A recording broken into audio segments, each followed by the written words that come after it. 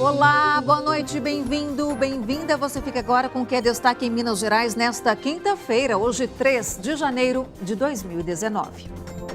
Incêndio destrói loja e estacionamento de centro comercial no Barro Preto. Defesa Civil interdita o imóvel.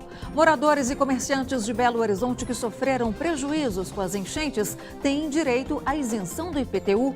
Na hora de comprar óculos, fator de proteção solar e origem das lentes são cuidados essenciais para preservar a saúde dos olhos. No futebol tem a reapresentação dos times mineiros. E na nossa agenda, estreia nos cinemas e campanha de popularização do teatro e da dança, que começa hoje em BH. Mais informações sobre essas e muitas outras notícias a partir de agora.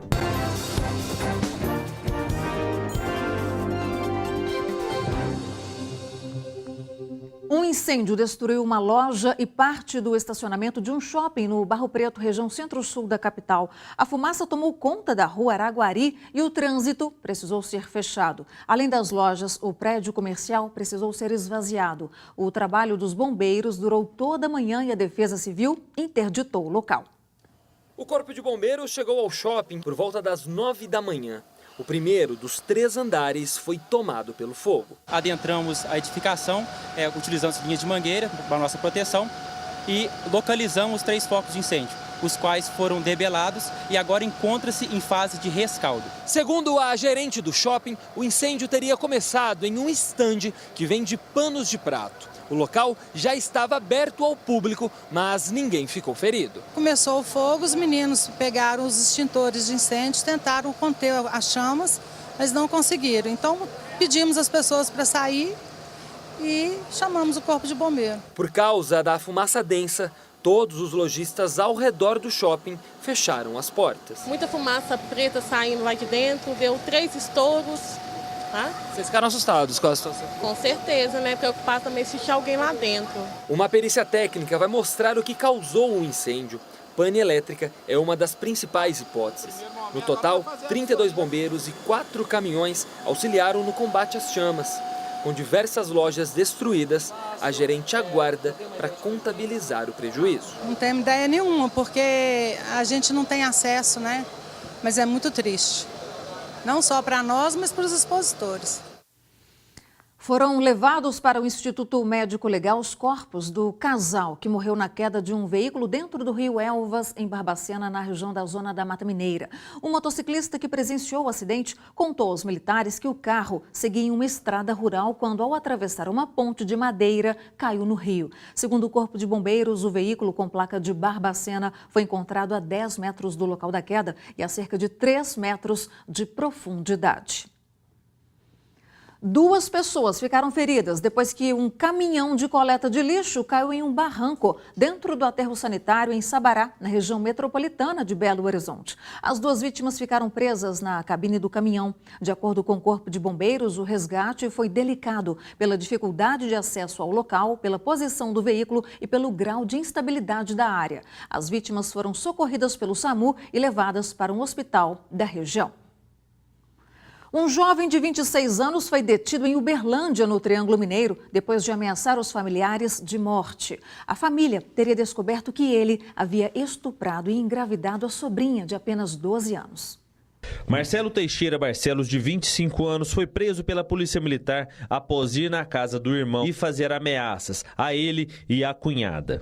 O motivo da intimidação é que a sobrinha, que tem apenas 12 anos, está grávida de 2 meses e o pai dela descobriu que o tio a engravidou. Abalados com a situação, os pais da adolescente preferiram não gravar entrevista, mas disseram que vieram de João Pinheiro, Minas Gerais, há aproximadamente 1 ano e que nesse tempo levavam a garota para visitar a avó todo final de semana. Ele a levava para a casa dele, cometia esses abusos e, inclusive, ele usava drogas na frente dela. Ela relata que a fumaça da droga ia no rosto dela e que por esses abusos veio a gravidez. No depoimento das vítimas, a delegada descobriu que o Marcelo teve um envolvimento com outra adolescente, que hoje tem 15 anos.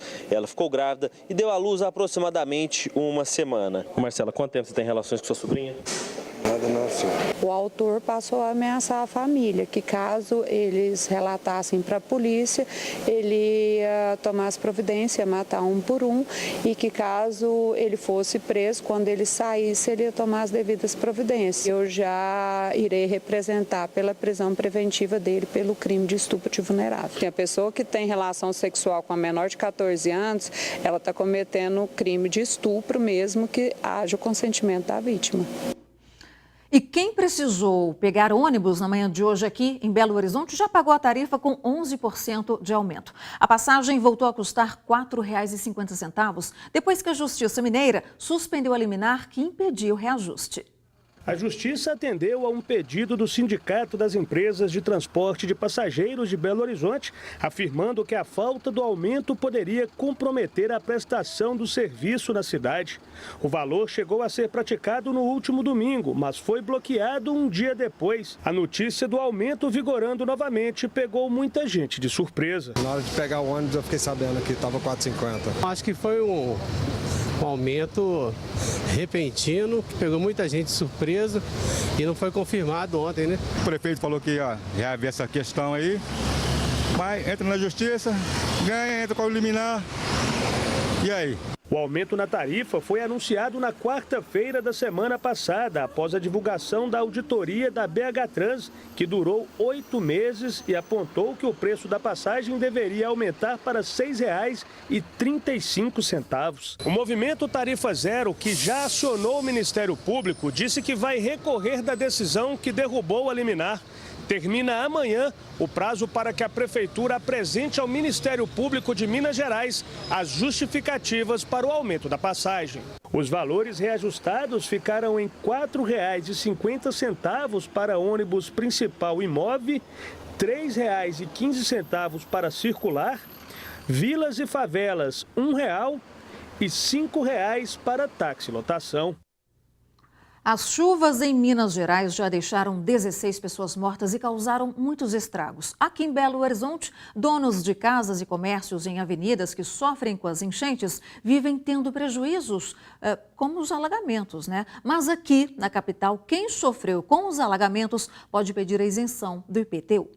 A Seila mostra as imagens de novembro do ano passado, quando a sua loja de cortinas e revestimentos foi tomada pela água na Avenida Vilarinho. Nós perdemos muitos materiais, catálogos de papel de parede, cortina, computador, produtos de limpeza, tudo que tinha que foi atingido pela água teve que ser jogado fora. O prejuízo foi grande, em torno de R$ 12 mil.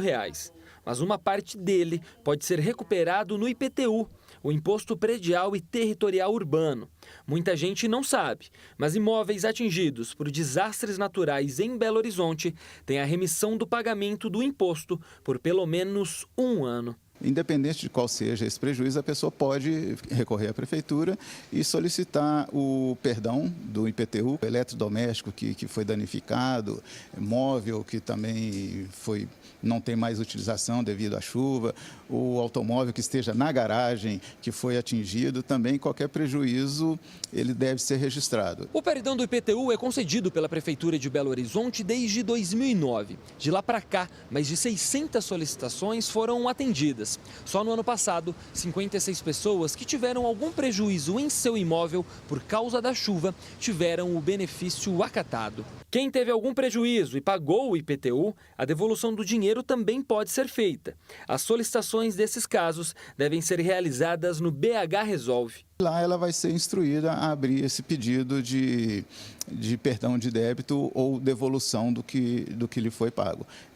Nós trabalhamos com um prazo máximo de até 90 dias darmos uma resposta definitiva a esse cidadão. A Seila não conhecia o benefício. Agora vai procurar os seus direitos para tentar amenizar os prejuízos. Eu particularmente não conhecia esse desconto e se realmente houver, para nós vai ser algo benéfico. Qualquer ajuda nesse início de ano seria bem-vinda para a gente poder tentar pelo menos reaver certa parte do material perdido. Mulheres grávidas ou que já deram à luz e que se veem com dificuldades para criar o filho podem fazer a entrega da criança para a justiça, sem sofrer nenhuma punição. Essa mudança foi realizada na Lei da Adoção há cerca de 2 anos, mas é pouco divulgada. E quem deseja adotar mas está na fila de espera precisa saber que, se tiver o interesse de adotar irmãos ou crianças e adolescentes com necessidades especiais, vai esperar menos tempo. Avó, filha e neta. 3 gerações que não compartilham a mesma genética. A dona Aparecida adotou a Kelly ainda bebê. E no ano passado foi a vez da Kelly adotar a Débora, hoje com 6 anos. O carinho de mãe para a filha pode até ser igual, porém, os processos de adoção foram bem diferentes. A minha adoção foi através de conhecidos, né? A minha tia, que conheceu a minha mãe biológica e que sabia do desejo dos meus pais em ter uma menina, e aí se formou ali pela conversa, por conhecidos, a adoção. E da minha filha já foi diferente, né?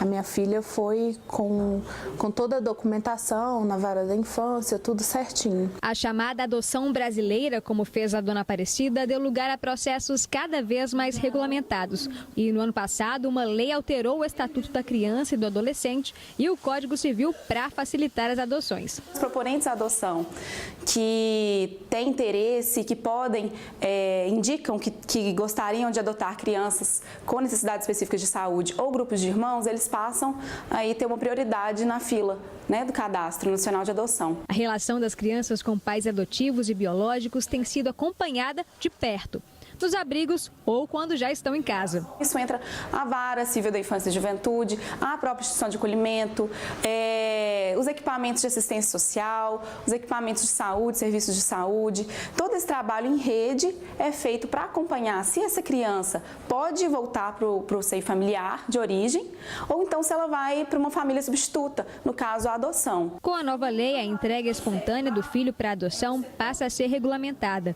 A mãe pode procurar a justiça ainda na gravidez de forma legal, o que evita a interferência de outras pessoas no processo. Isso traz uma maior segurança para o menor, que tem um amparo do Poder Judiciário nesse âmbito, de saber para qual família será entregue, né, que será amparada, será amada, será educada, com o direito da mãe se manter em sigilo e até mesmo não revelar o nome do pai.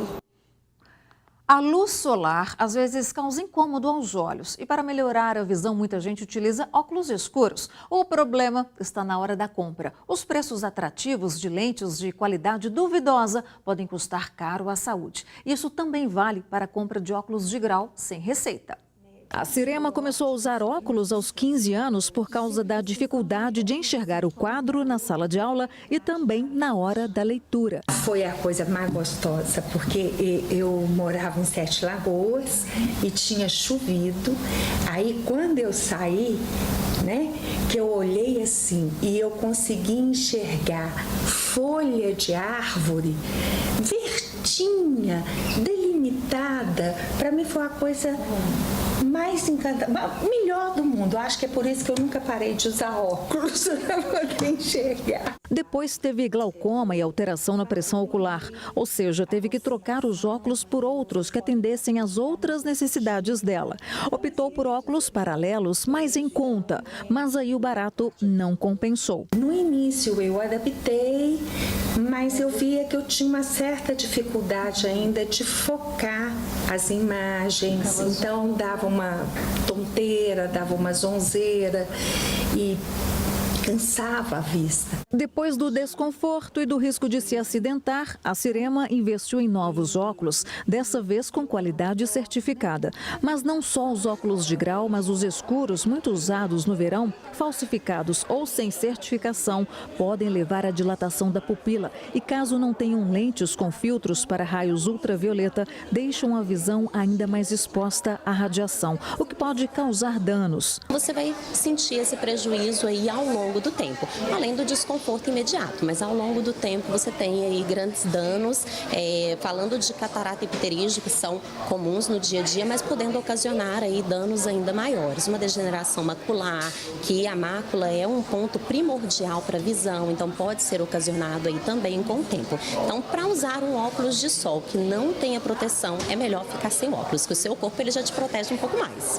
São vários tipos, cores e estilos de lentes e armações. Os óculos escuros também podem ter grau e se engana quem pensa que este item é inacessível. Hoje é facilitado a forma de pagamento e até realmente o valor, ele está um valor muito compatível com a qualidade do produto. Além de não serem certificados, os óculos vendidos nas ruas infringem o Código de Posturas de Belo Horizonte. A atividade é proibida pela Prefeitura. A Cirema não se vê hoje sem os óculos, a propósito, certificados. Eu já me peguei entrando para tomar banho, né, no chuveiro, e aí quando eu vou olhar assim, que eu vejo que a água está caindo, eu falo, estou tomando banho de óculos. Eu falo, gente, sem o óculos eu não sou a pessoa que eu sou. Né? Então ele faz parte realmente de mim. Daí, melhor lente, melhor armação. É isso aí. E depois do intervalo você vai conferir as dicas de cultura e lazer para o seu fim de semana.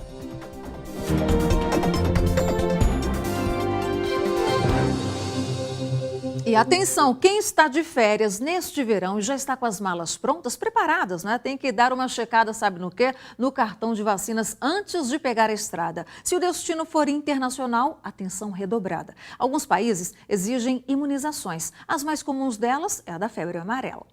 Vinícius vai embarcar para os Estados Unidos. Na mala já colocou roupa, sapato, passaporte e o certificado internacional de vacinação ou profilaxia. Documento que ele vai ter que apresentar durante uma escala no Panamá. A primeira vez que eu fui tirar esse certificado foi quando eu fiz uma viagem internacional, há 5 anos atrás, fui para a República Dominicana. Foi uma preocupação a menos, porque eu teria mais um problema que ir lá no CRI, né, retirar esse documento. Não são todos os países que exigem o certificado. A maior parte das exigências está na África, Ásia e Oriente Médio. A febre amarela é a grande preocupação. É importante que as pessoas não viajem doentes, exatamente para evitar que a doença se dissemine no lugar para onde elas estiverem indo. Para viagens nacionais não há nenhuma exigência, mas o Ministério da Saúde faz algumas recomendações. A região norte, por exemplo, passa por um surto de sarampo. Já são mais de 10 mil casos confirmados. Importante também vacina contra a influenza, para quem estiver viajando principalmente para o hemisfério norte. É importante verificar a carteira de vacinação pelo menos 10 dias antes de qualquer viagem, período para que a dose faça efeito. Nos sites da Anvisa e da Organização Mundial da Saúde está disponível a lista completa dos países que exigem o comprovante de vacinação. A Austrália é um deles. A Bruna vai para lá em fevereiro visitar o irmão. Mas para ela, este documento não é mais uma preocupação. Sai na mesma hora, quando está com a vacina ok, e só levar para viagem junto com o passaporte e tudo mais. E chegou a hora de você se programar para o seu fim de semana com as dicas da nossa agenda cultural e para começar, as estreias do cinema. Comédia na animação Wi-Fi Ralph, quebrando a internet. O vilão mais querido dos videogames e a companheira desajustada dele, que juntos navegam a vasta e dinâmica World Wide Web. E tem também a animação Dragon Ball Super Broly, direto da Terra do Sol Nascente com muita ação e fantasia. O personagem principal sabe que precisa continuar treinando para proteger o planeta, sobretudo quando o violento e vingativo Broly desembarca na Terra. No teatro, o musical infantil Soltando os Bichos está de volta à capital na 45ª campanha de popularização do teatro e da dança em 2019. A peça retrata a importância da preservação das florestas e do cuidado com o meio ambiente. O enredo é inspirado nos poemas do livro do cantor, compositor e poeta Paulinho Pedra Azul. Outro espetáculo que também faz parte da campanha de popularização é a comédia Defunto Bom e Defunto Morto. A trama policial é recheada de humor. A plateia vai ser desafiada a desvendar os mistérios do crime e a descobrir o que é real ou ficção. E ainda, será mesmo que os homens querem casar e as mulheres querem sexo? Nessa comédia, o ator Marcelo Rico mostra as desventuras do aspirante a marido, que poderão, além de provocar muitos risos, dar uma forcinha para os espectadores encontrarem sua cara metade. Programe-se e divirta-se. O Miss Minas Gerais Biomotion 2019 já está com as inscrições abertas. Para participar da seletiva técnica, é preciso se inscrever no site missbrasil.biomotion.com.br somente até o próximo dia 15, tá? Para se candidatar ao título de mulher mais bonita do estado, a representante das cidades mineiras deve ter personalidade, beleza, estilo, carisma, simpatia, envolvimento social e preparo cultural. E também atender a alguns pré-requisitos que estão no regulamento disponível no site. Você também encontra informações no Instagram do evento. É só procurar pelo @Miss Minas Gerais Biomotion. Então participe, pesquise, olhe lá, não perca tempo. É até o próximo dia 15 de janeiro, tá bom? E depois do intervalo, a gente fala sobre mobilidade urbana. A Prefeitura de Belo Horizonte, ela quer ampliar o número de estações do projeto Bike BH.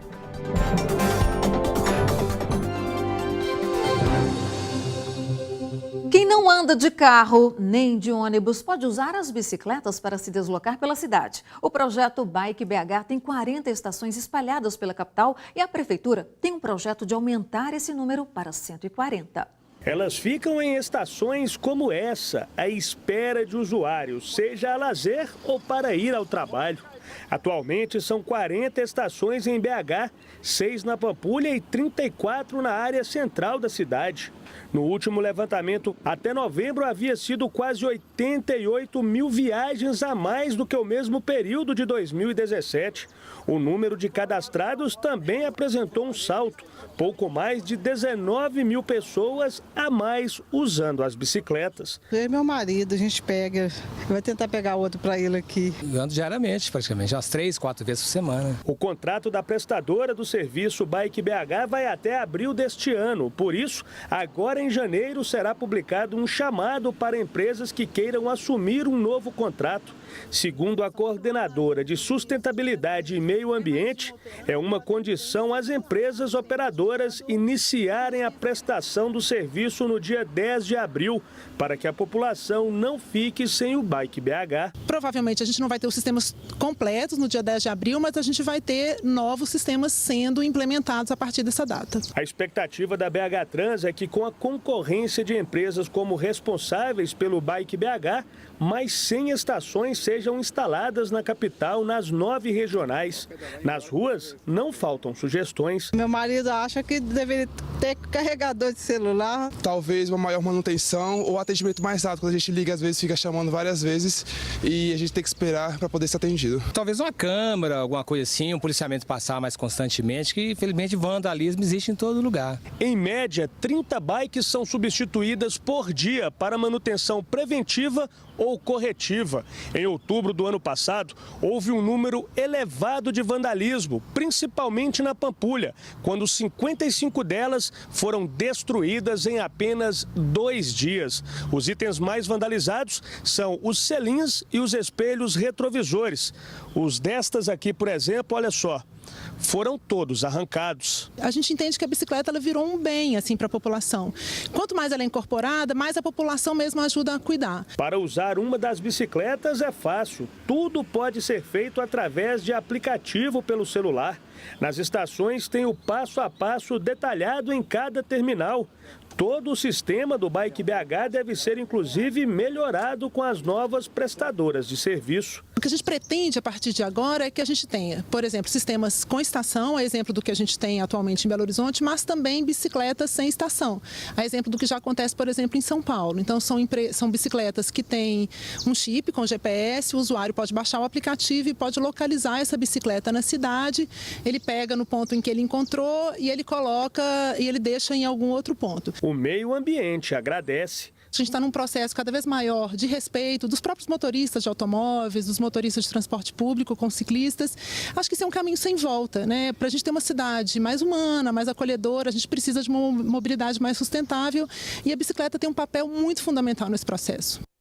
Hora de falar do futebol, porque o Cruzeiro se reapresentou na tarde de hoje na Toca da Raposa, um dia após completar 98 anos. Quem não treinou foi o uruguaio Arrascaeta, que recebeu uma proposta do Flamengo. E o repórter Marcelo Silveira traz as informações.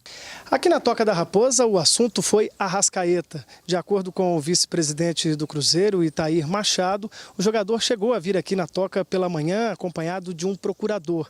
Ele ofereceu 10 milhões de euros, cerca de 43 milhões de reais, pelo jogador para que ele fosse para o Flamengo. Essa proposta não foi aceita pelo Cruzeiro, então procurador e jogador saíram daqui. Arrascaeta não chegou a se reapresentar. De acordo com o Itair Machado, ele continua sendo jogador do Cruzeiro, mas deve inclusive levar uma multa por não se reapresentar. Acompanhe o que disse o Itair Machado. Arrascaeta, ele veio e participou da reunião, quase não falou nada, que é o normal do Arrascaeta. Mas o que balança a cabeça do atleta numa situação dessa é que o atleta ganha X aqui no Cruzeiro. Está entre os 3 maiores salários do Cruzeiro. E o Flamengo simplesmente triplicou o salário do atleta, segundo o procurador. Segundo o procurador, a proposta salarial são 3 vezes mais do que ele ganha no Cruzeiro. E isso, com certeza, balança a cabeça do atleta. Eu acho que nesse primeiro momento ele deve estar confuso, mas eu falei para ele, você tem contrato com o Cruzeiro até 31 de dezembro de 2021. E o Cruzeiro está em dia com as obrigações, principalmente fiscais, que é o que faz você perder um atleta. Então o Cruzeiro está tranquilo. Esse caso agora vai ser, eu acredito que ele vai apresentar aí, porque ele já fez isso no passado, orientado por esse procurador. E as novidades por aqui são o lateral direito Luiz Manuel Orejuela, que vem do Ajax da Holanda e deve se apresentar aqui na Toca amanhã, além do volante Jadson, do Fluminense, jogador que o técnico Mano Menezes gosta muito, foi o que disse o vice-presidente Itair Machado. Ele também assegurou a permanência de Dedé aqui na Toca da Raposa, disse que o jogador, por enquanto, é inegociável. Ele falou também da permanência de Thiago Neves, que teve o contrato renovado e fica por aqui até 2020.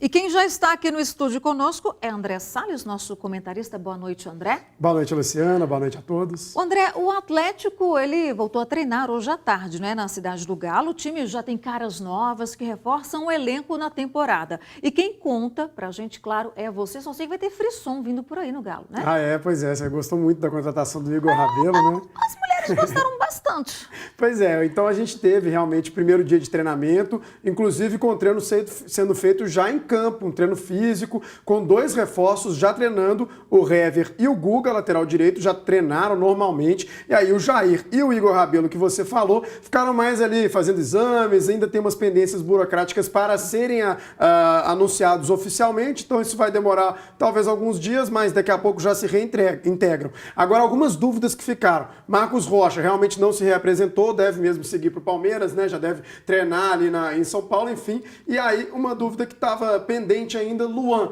Iria para o Corinthians? Ainda não. Treinou normalmente no Atlético, então as conversas esfriaram, parece que por enquanto fica. Perfeitamente melhor que causar frisson é jogar bola. A gente fica por aqui, boa noite, até amanhã.